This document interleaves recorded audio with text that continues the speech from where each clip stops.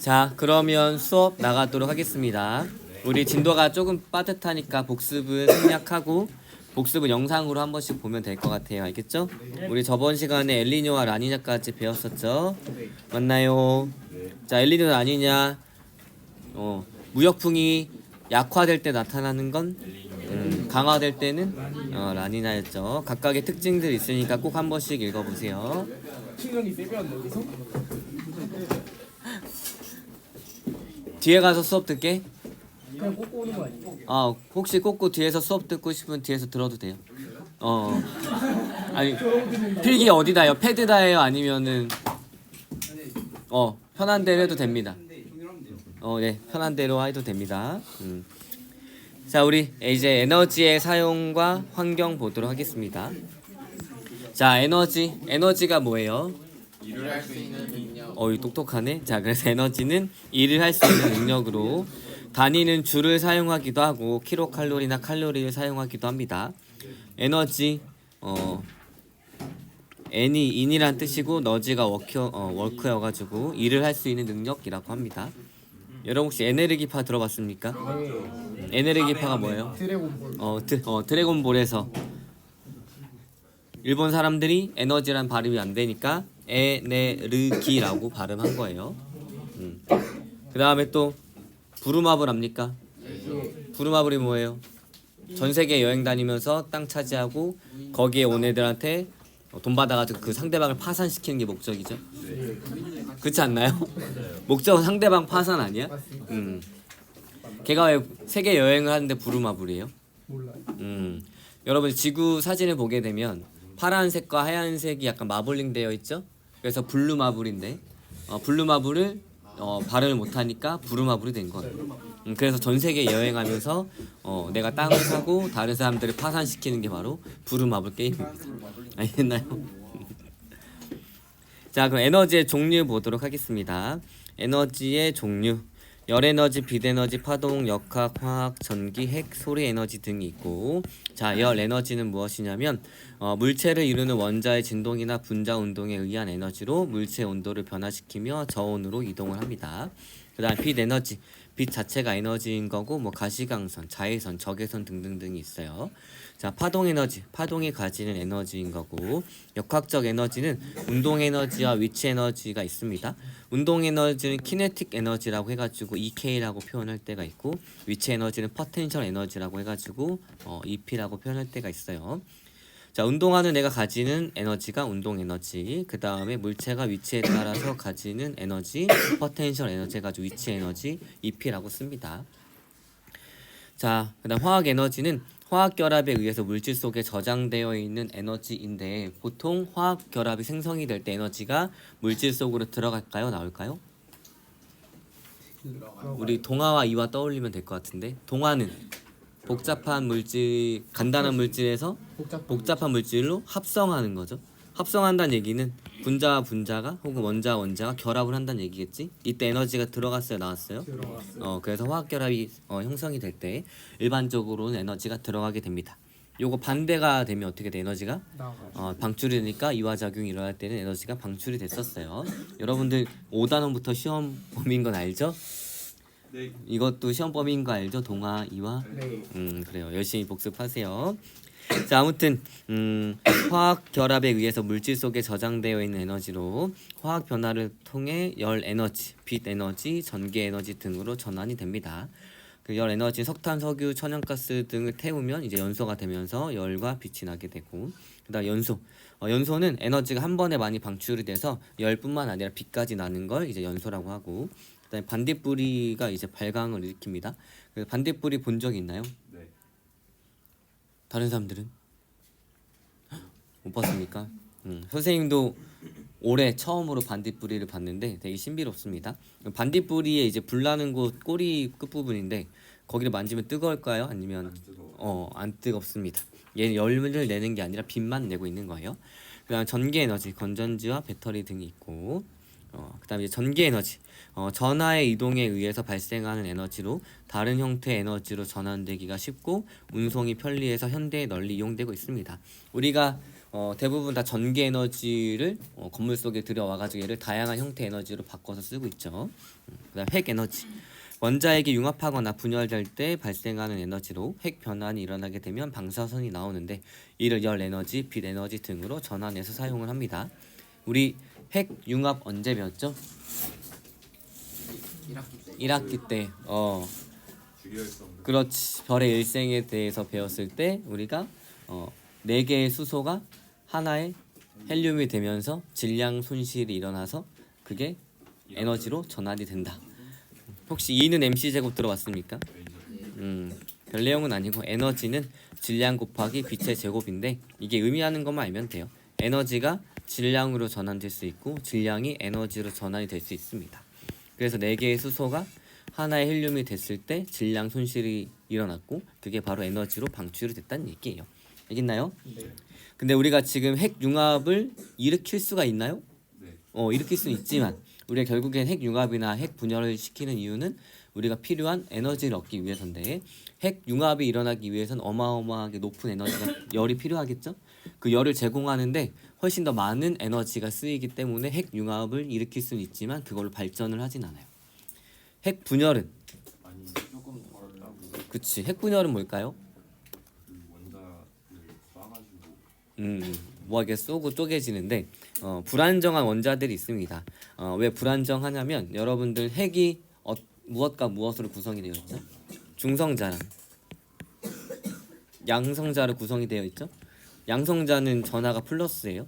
플러스인 애들이 막 뭉쳐 있어요. 플러스는 원래 붙어야 서로 떨어져요. 떨어지는데 그걸 막고 있는 게 중성자예요. 그래서 원자 번호가 많으면 많을수록 핵의 양성자가 많기 때문에 불안정합니다. 그래서 누가 옆에서 톡 치게 되면 얘네가 깨지면서 중성자들이 막 나오게 되고 그 옆에 있는 다른 핵들을 또 깨겠죠? 이런 것들이 핵 분열이고 이렇게 마찰이 일어날 때 많은 열이 발생하게 되고 그 열로 물을 끓여가지고 터빈을 돌리는 게 핵 발전입니다. 알겠나요? 네. 근데 문제는 뭐야? 방사선 폐기물이 나온다는 얘기죠. 지금 방사선 폐기물을 어떻게 하고 있습니까? 그건 이제 후쿠시마에서 방류하고 있고 우리나라에서는 그냥 시멘트 함 같은 거 만들어가지고 거기 안에 저장하고 있어요. 그러면 무한정 계속 쌓일 텐데 어떡할까요?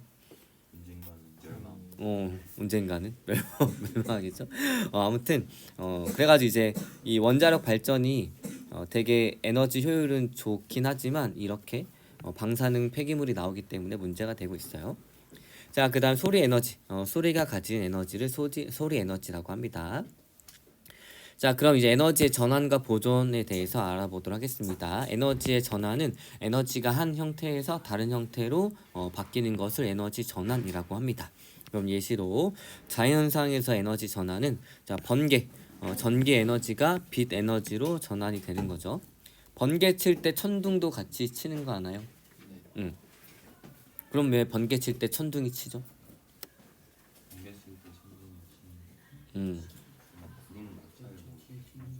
거의 비슷합니다. 그래서 번개가 칠 때 대기를 찢어놔요. 순간적으로. 그럼 찢어진 대기가 다시 붙겠죠? 그럼 대기끼리 충돌을 하겠죠?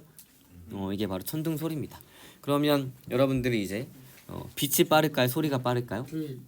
빛이 훨씬 더 빠르겠죠? 그래서 여러분들이 번개 치는 걸 보고 천둥이 몇 초 뒤에 들리느냐로 여러분들이 이 번개 친 거리를 구할 수가 있어요.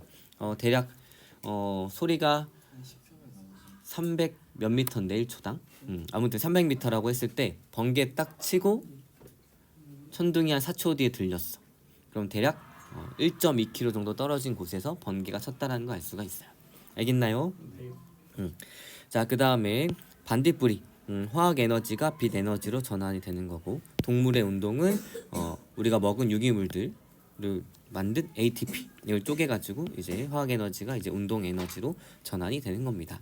알겠나요? 네. 잠깐 이게 핵 에너지가 나와서 혹시 지금 하늘에 있는 태양은 현재의 태양인가요? 아니요. 6분 전. 좀 더 8분? 그렇죠. 8분 전의 태양입니다. 그래서 지금 보고 있는 건 현재 태양이 아니라 8분 전 과거의 태양이에요. 빛이 오는데 8분이 걸리기 때문에. 그러면 우리 안드로메다가 얼마나 떨어져 있습니까? 그거까지는 200만 광년인가? 그랬던 것 같은데. 정확히 모르겠어요. 200만 광년이에요. 그러면 안드로메다에서 출발한 빛이 몇 년 후에 우리 지구에 도착하는 거야? 만약 200만 광년이라면 200만 년 후에. 지금 도착한 빛은 200만 년 전의 빛이라는 얘기죠. 그래서 하늘을 보게 되면 현재의 별들이 아니라 안드로메다 같은 경우에는 200만 년 전에 과거의 그 모습을 보는 거예요. 그러니까 현재가 궁금하면 우리가 몇 년을 더 살아야 돼? 200만 년을 더 살아야지만 지금 이 순간에 안드로메다가 어떤 모양인지 볼 수가 있는 거예요. 너무 신기하지 않나요? 이건 따라갈 수 없어요. 어, 지금 그때 가면 현재가 또 현재가 아니에요. 그렇죠. 그래서 이제 밤하늘의 모든 별들은 현재가 아니라 다 과거입니다. 그래서 현재와 과거가 공존하는 게 너무 신기하지 않나요? 그럼 봐봐. 그 지구에서 선생님의 몸을 맞고 출발한 빛이 있어요. 그럼 내가 빛보다 더 빠르게 가서 우리 지구를 볼 거야. 그럼 얘는 아직 도달 안 했지. 그러면 쌤이 보여요. 내 과거에 나한테서 반사된 빛이 먼저 갔으니까 과거에 내가 보이게 되는 거예요. 근데 이제 빛보다 빠를 수는 없기 때문에. 그렇죠. 빛보다 빠를 수는 없죠. 그래서 오늘부터 밤하늘의 별을 볼 때 뭘 생각하면 돼? 아, 저건 현재가 아니라 과거고 현재와 과거가 지금 우리 안에 공존하고 있구나 라고 이번 주 목요일 날 천체 관측을 하게 되면 또 알 수가 있어요. 천체 관측 신청했나요? 신청했는데 잘렸어요. 잘렸어요. 30초 컷이었습니다. 40명 뽑는데. 혹시 천체 관측 하는 사람? 왜 아무도 없습니까? 배구 했어요. 아니, 배구 선수들 빼고 우리는 할 수 있잖아. 저희가 선수여가지고. 아, 그렇구나. 자, 이거 내년에도 하니까 내년에도 꼭 신청하고 이번 주 목요일 날 신청한 사람들은 학교 옥상에서 우와 대박. 전문 강사 선생님이 오셔가지고 천체망원경으로 천체들 관찰하고 그리고 학교에서 간식도 주고 음료수도 주고 와, 너무 부럽다. 이런 거를 하는데 또 이번 주에 날씨가 아주 좋다고 합니다. 그래가지고 아마 토성은 뭐가 있죠? 고리가 있죠. 그래서 한 요 정도 이렇게 보일 거예요. 이렇게 고리가 있는 게. 그래서 올해 신청 못한 사람들은 내년에 신청할 수 있으니까 내년에 꼭 하도록 하세요. 알겠나요? 네. 이거 홍보를 위해 빌드업을 했고 자, 이제 전기 기구에서의 에너지 전환 보도록 하겠습니다. 전기 밥솥 전기 에너지를 열 에너지로, 세탁기 선풍기는 이제 전기 에너지를 모터를 돌리게 프로펠러 돌리는 운동 에너지로, 텔레비전 전기 에너지를 빛과 소리 에너지로, 이제 전구는 전기 에너지를 빛 에너지로 전환을 시킵니다. 그 다음에 여러분이 사용하는 휴대전화에서 화면은 전기 에너지를 빛, 스피커는 전기 에너지를 소리 에너지, 진동은 전기 에너지를 운동 에너지로, 자, 배터리는 전기 에너지를 충전할 때는 이 전기가 화학 에너지로 전환이 되고 사용할 때는 화학 에너지가 이제 전기 에너지로 전환이 됩니다. 우리가 진동을 일으키는 과정은 어떻게 될까요? 전기 진동은 왜 일어나냐면 여러분들 핸드폰 속에 조그마한 모터가 있습니다. 그 모터에 조그마한 그 균형이 안 맞는 애가 달려 있어요. 걔가 흔들리니까 우리 핸드폰이 흔들리게 되는 거예요. 알겠나요? 뭐 했습니까? 자, 그럼 여기 볼게요. 여기 전체를 또 보게 되면 핵 에너지 원자력 발전을 합니다. 그랬을 때 어떻게 되냐?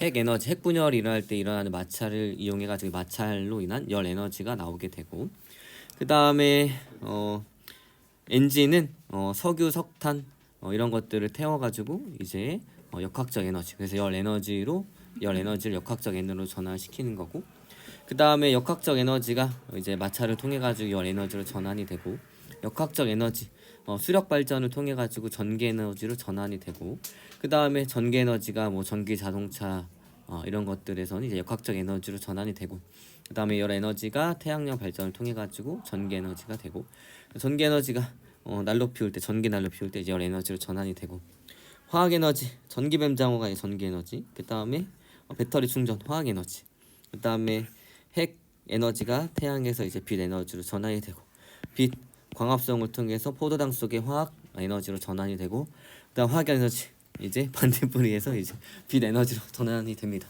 알겠나요? 네. 그래서 다 전환이 된다는 얘기입니다.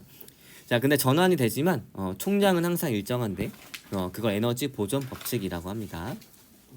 에너지는 여러 가지 형태로 전환이 될 수 있지만 새롭게 생겨나거나 소멸이 되지 않고 전체 양은 항상 일정하게 보존이 됩니다. 이걸 뭐라 그러냐면 에너지 보존 법칙이라고 합니다. 자, 그럼 한번 볼게요. 자, 공을 바닥에 떨어뜨릴 때 보도록 하겠습니다. 공이 여기 위치에 있어요. 그러면 어떤 에너지를 갖죠? 그치, 위치에 있으니까 위치 에너지를 갖죠. 자, 얘를 떨어뜨리면 위치 에너지가 운동 에너지로 바뀝니다. 그다음에 통 튀길 때 원래 위치로 올라와야 되잖아요. 근데 얘는 원래 위치보다 낮은 위치로 튀어오르게 됩니다. 왜 그럴까요? 이렇게 되다 멈추잖아. 바닥에 튕겨지는 튕길 때 튕긴다는 거 우리가 어떻게 합니까? 소리. 그러니까 역학적 에너지 일부가 소리 에너지로 전환이 되고 그다음에 마찰이 일어날 때도 열 에너지로 전환이 되겠죠. 그래서 전체 역학적 에너지. 그러니까 역학적 에너지는 운동 에너지와 위치 에너지인데 원래는 요만큼의 역학적 에너지를 가졌을 때 다른 에너지로 전환이 안 되면 요만큼 다시 올라와야 합니다. 근데 올라오지 않은 만큼 다른 에너지로 전환이 됐다는 얘기예요. 그래서 공이 바닥에 튕겨질수록 최고 높이가 낮아지게 되는데 이는 역학적 에너지가 감소한다는 의미입니다. 왜냐하면 충돌하는 동안 에너지의 전환이 일어나기 때문인데 감소한 역학적 에너지는 소리 에너지, 열 에너지로 전환이 됩니다. 그래서 처음 공의 역학적 에너지는 나중 이제 역학적 에너지 더하기 소리 에너지, 열 에너지 합과 같아요. 알겠나요? 네. 그래서 처음과 나중에 전환된 에너지 합이 어떻다? 같다는 얘기입니다. 이게 바로 에너지 보존 법칙이에요. 알겠나요? 네. 자, 이제 청소기 사용 보도록 하겠습니다. 오, 삼성 거 같지 않나요? 여기 삼성 써 있는데 그치, 삼성. 왜냐면 우리 집에 있는 거랑 똑같기 때문이에요. 그래도 또 우리나라 거 넣어주면 다이슨 이런 거 안 넣고, 그치? 자, 볼게요. 자, 청소기 사용 시. 자, 청소기의 목적은 이 모터를 돌려가지고 진공 상태를 만들어가지고 이제 먼지들을 빨아들이는 거죠. 근데 이 청소기 소리 납니까 안 납니까? 나죠. 그 다음에 좀 오래 하면은 이제 열도 나죠.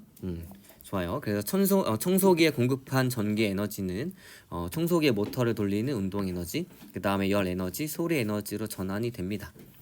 그래서 얘랑 같다는 얘긴데 이거를 풀 수 있으면 돼요. 청소기에 공급된 전기 에너지가 1000줄인데 8000줄의 전기 에너지가 청소기의 모터의 운동 에너지로 전환이 됐어요. 그러면 열과 소리 에너지로 전환된 에너지는 몇 줄이에요? 200. 그렇죠. 이거 계산할 수 있겠어요? X값? 천재들입니다. 어떻게 계산해서 양옆에 800줄을 빼줬죠? 알겠나요? 이렇게 처음과 나중의 합이 똑같다 이렇게 알고 있으면 됩니다. 알겠나요? 네. 자, 자동차 연료의 화학 에너지가 즉 뭐 석유 휘발유나 아니면 경유 뭐 이런 것들이겠죠. 얘네가 이제 자동차를 움직이는 운동 에너지, 클락션 소리, 그 다음에 자동차 열, 그 엔진에서 나오는 열 에너지, 그 다음에 우리 헤드라이트 켜는 전기 에너지 등등으로 전환이 된다는 얘기입니다. 근데 이제 처음 공급한 에너지의 양과 나중에 전환된 에너지의 양이 같다는 얘기입니다. 자, 우리 청소기 사용할 때 볼게요. 우리 애가 청소기를 사용하는 목적은 운동 에너지일까요? 열 에너지일까요? 소리 에너지일까요? 우리가 청소기를 따뜻하려고 키진 않겠죠? 청소기를 시끄럽게 들으려고 하진 않겠죠? 그러면 내가 공급한 전기 에너지 중에 내가 원하는 데 쓰인 건 뭐예요? 세 개 중에 그죠? 운동 에너지. 그럼 거기에 대한 비율을 구할 수 있겠죠. 그래서 내가 제공한 게 1000이야. 근데 내가 원하는 데 쓰인 게 800이야. 여기 곱해주면 어떤 퍼센트가 나오는데 이게 바로 에너지 효율입니다. 그래서 내가 제공한 에너지 중에 내가 원하는 데 쓰인 비율을 에너지 효율이라고 해요. 알겠나요? 네. 자, 그래서 에너지 이용과 열 효율인데 에너지 효율이나 열 효율이나 똑같습니다. 왜냐하면 열이 에너지이기 때문이에요. 알겠나요? 네. 자, 에너지 효율. 공급한 에너지 중에 유용하게 사용된 에너지의 비율. 내가 원하는 곳에 사용된 에너지의 비율이에요. 자, 에너지 효율. 공급한 에너지의 양 분의 유용하게 사용된 에너지의 양 곱하기 100입니다. 알겠나요? 네. 이 에너지 효율이 100%가 아니기 때문에 우리가 몰컴하다가 부모님한테 걸리는 거예요. 왜냐하면 그런 경우 없으니까 부모님 열 에너지 때문에. 아 그치 부모님 딱 외출 갔다가 오시는 소리가 들려서 내가 컴퓨터를 따닥 켜고 자는 척을 해요. 그럼 부모님이 그치 방문을 조용히 열고 들어와서 컴퓨터 본체에 손을 딱 대봅니다. 그러면 얘가 열 효율이 100%가 아니기 때문에 일부는 열 에너지로 전환이 돼서 컴퓨터 본체를 뜨겁게 했을 거예요. 알겠나요? 그러니까 걸리지 않으려면 어떻게 해야 돼요? 열 효율이 높은. 그치 쿨러를 미친 듯이 설치해가지고 빨리빨리 식혀주면 되겠죠? 네, 자 볼게요. 자 이제 열 기관입니다. 다른 말로 기관이라고도 하는데 열 에너지를 일로 전환해 주는 장치인 거고 영어로는 엔진이에요. 그래서 증기 기관, 가솔린 기관, 디젤 기관, 뭐 이렇게 제트 기관 등이 있습니다. 자 그래서 여기 보게 되면 고열원이라고 해가지고 고온의 즉 높은 에너지원을 제공을 해줍니다. 그래서 Q1은 공급한 에너지예요. 그러면 열 기관을 통해 가지고 내가 원하는 일로 전환이 되고 나머지는 이제 방출이 되는데 저온으로 방출이 되게 됩니다. 알겠나요? 네. 그래서 내가 공급한 에너지가 Q1인데 내가 원하는 곳에 쓰인 곳이 이제 W만큼이고 이 남은 게 Q2만큼 방출이 되겠죠? 알겠나요? 네. 자 그래서 보게 되면 에너지 전환 열 에너지가 역학적 에너지로 전환이 됩니다. 근데 에너지 보존 법칙이 있기 때문에 공급한 에너지원 Q1은 방출된 에너지원 더하기 내가 원하는 곳에 쓰인 일의 합이랑 똑같아요. 알겠나요? 네. 그 다음에 열 효율은 내가 공급한 것 중에 내가 원하는 일에 쓰인 만큼의 에너지죠. 그렇기 때문에 열기관의 열 효율은 공급한 에너지 중에 열기관이 한 일의 비율입니다.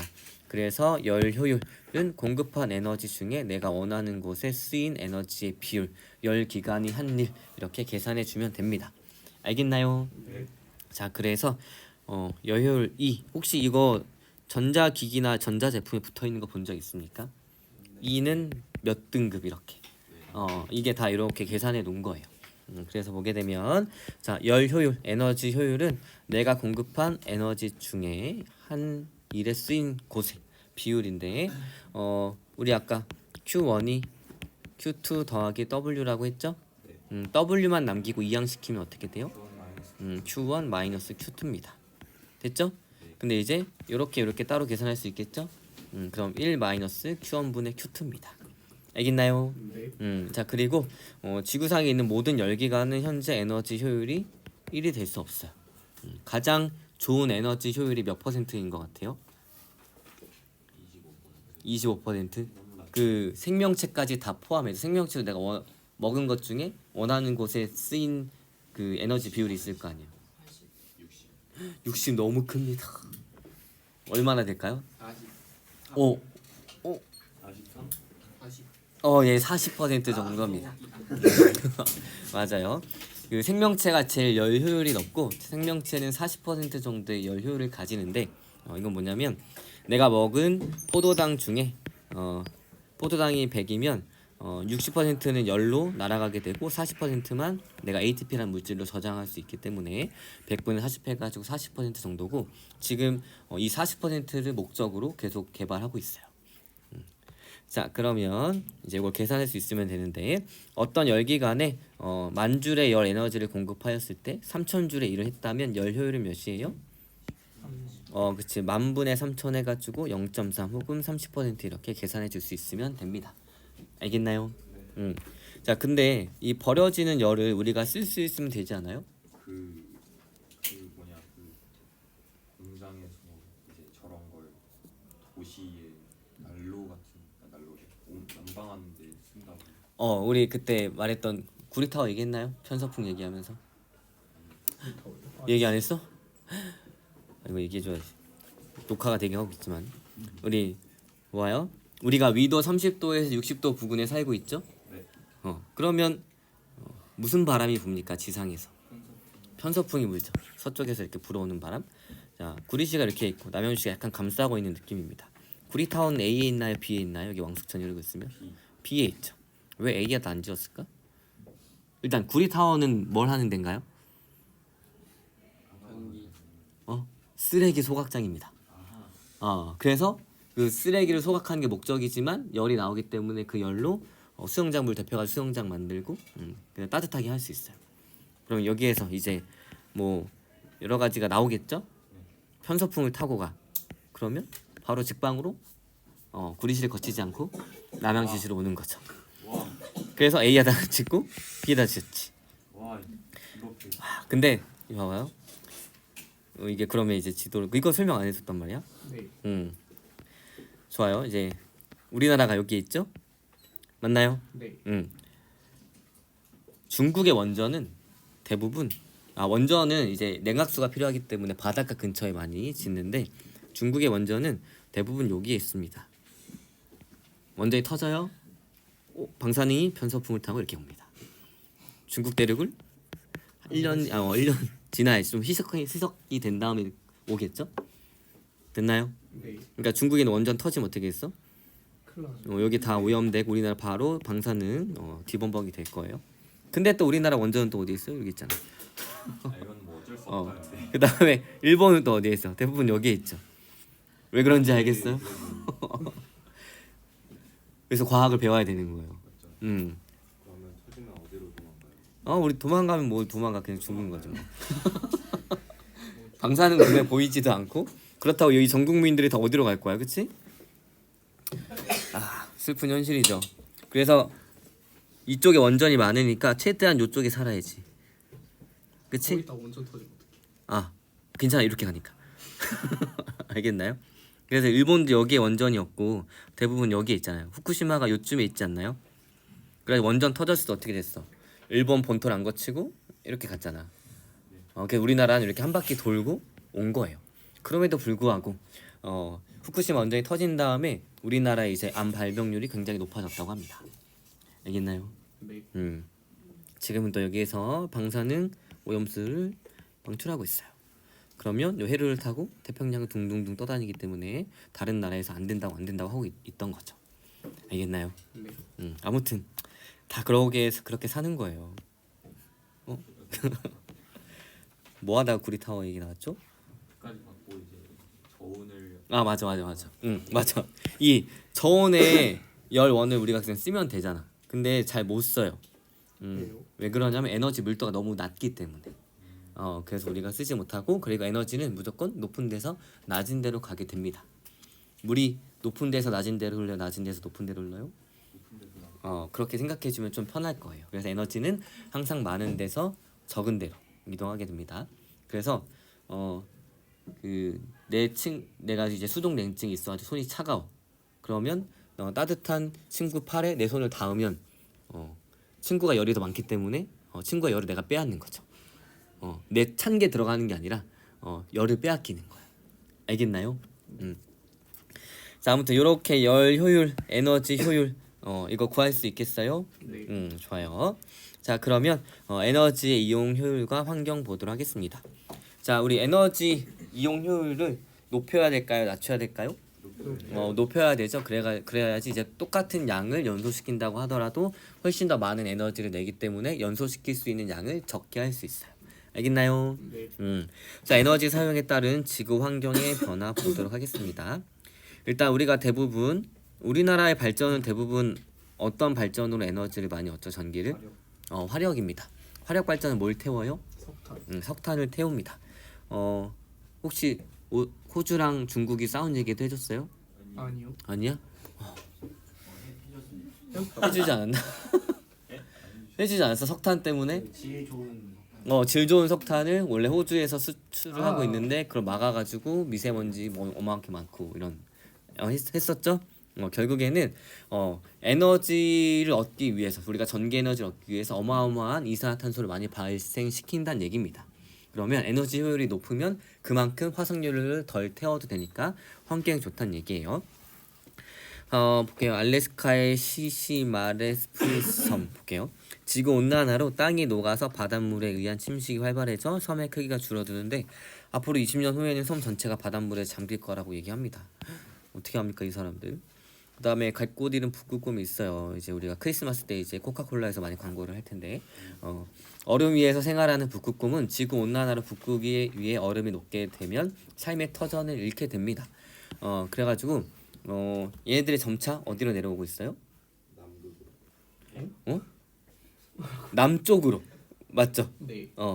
자 여기가 이제 미국이잖아요. 맞죠? 원래 이제 그래서 점차 일로 내려오고 있습니다. 그래서 어떻게 되냐면 그 우리 뭐지? 지금 살고 있는 곰 중에서 제일 포악한 곰이 북극곰인 건 알아요? 사람을 찢죠. 얘는 귀엽고 막 우리가 코카콜라 때문에 이미지가 좋긴 하지만 얘는 사실 어마어마한 맹수예요. 그래가지고 제일 무서운 애인데 먹을 게 없잖아. 그러니까 점차 아래로 내려옵니다. 그다음에 원래 여기 얼음 때문에 여기 미국에 살던 회색곰이 올라가지 못했어요. 회색곰도 한 포악하는데 근데 둘이 만났어. 북극곰이랑 회색곰이랑. 그러면 싸워야 되잖아. 근데 사랑에 빠져 새끼를 낳습니다. 그래서 더 어마어마한 종이 태어났고 이게 베질리 배어인가? 그래서 그래서 보게 되면 진짜 거대한 곰이 있어요. 그래서 회색곰이랑 북극곰이랑 교잡종이 태어났습니다. 알겠나요? 네. 혹시 관심 있는 사람은 발표하면 좋을 것 같아요. 자, 그 다음에 한반도의 아열대 기후 확장입니다. 그래가지고 점차 아열대 기후가 확장이 되는데 온실가스 배출 증가가 현 추세대로 계속 진행이 된다면 2100년에는 우리나라 평균 기온이 4.6도씩 증가해서 우리나라는 아열대 기후가 확대될 것이라고 얘기를 합니다. 2100년 지금 몇 년도죠? 24년. 24년. 여러분들이 지금 몇 세죠? 17. 17세. 그러면 한 70 더하면 100 이 정도 되겠네. 네. 여러분 이제 죽을 때쯤에는 이제 아열대 기후여가지고 그럼 여러분들이 자녀를 낳으면 그 사람들이 경제 활동을 하는 3, 40대가 되면 완전 아열대 기후가 될 수도 있다는 얘기예요. 알겠나요? 네. 미래는 어떤 세상이 찾아올까요? 지금 2025년이지. 24년이지. 선생님은 한 40년 더 살면 죽을 거란 말이지. 평균 그 수명이 그 정도니까. 그럼 요쯤에 죽겠네요, 그렇죠? 여러분들 요쯤에. 그러면 여러분들이 앞으로 살아갈 세상은 어떻게 변할까요? 안 궁금합니까? 세상 그래요? 자 이제 열 효율과 에너지 효율의 이용 효율에 관계 보도록 하겠습니다. 에너지의 총량은 일정하지만 이거 왜 이렇게 삐뚤게 되는지 모르겠지만 에너지를 사용할수록 사용할수록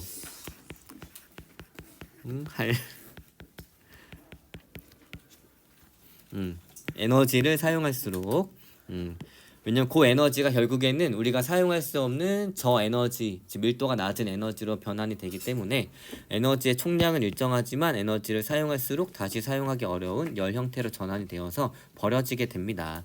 그래서 버려지는 열 에너지가 많으면 많을수록 당연히 에너지 효율은 떨어지게 되겠죠.